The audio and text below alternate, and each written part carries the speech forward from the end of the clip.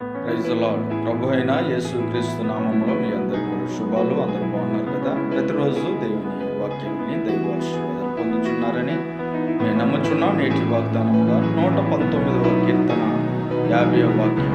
ఈ వాక్యము నన్ను బ్రతికించుచున్నది, నా బాధలలో ఇదే నాకు నెమ్మది కలిగించుచున్నది. దేవునికి స్తోత్రం.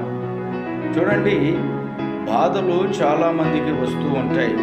ఈ బాధల వల్ల ఇక నా జీవితంలో నేను ఎదగలేను, నా జీవితంలో నేను ఫలించలేను, నేను అనుకున్నది సాధించలేని చాలామంది కూడా దిగులు చెందుతూ నా జీవితం అయిపోయింది అనుకుంటారు. అయితే నీకు బాధ కలిగినప్పుడు, వేదన కలిగినప్పుడు, చింతపడుతున్నప్పుడు నీకు బాధలలో నెమ్మదినిచ్చేది దేవుని యొక్క వాక్యం. దేవునికి స్తోత్రం.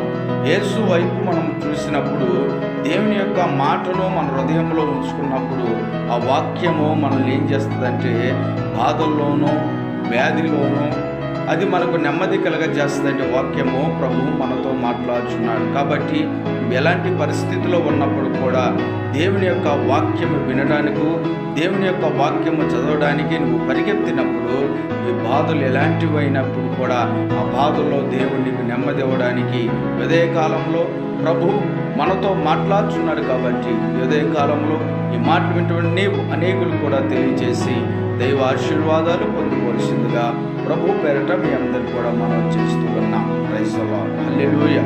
ప్రార్థన చేద్దాం. తలవంచండి. సకల ఆశీర్వాదాలకు కారణభూతుడైన యేసు ప్రభువా, గణనాం బట్టి స్తోత్రాలు స్తుతులు చెల్లిస్తూ ఉన్నాం.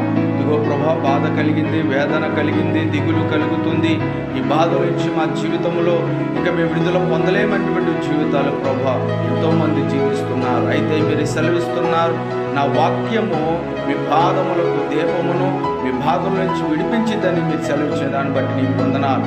ఎవరైతే నా మాటలు అంగీకరిస్తారో, ఎవరైతే నా మాట హృదయంలో చేర్చుకుని దాన్ని ధ్యానిస్తారో, ఎలాంటి పరిస్థితుల్లో ఉన్నప్పుడు కూడా వాటిలో నుంచి నేను నెమ్మది కలగజేస్తానని ప్రభా ఉదయకాలంలో సెలవిచ్చిన వాక్కును బట్టి నీకు స్తోత్రాలు.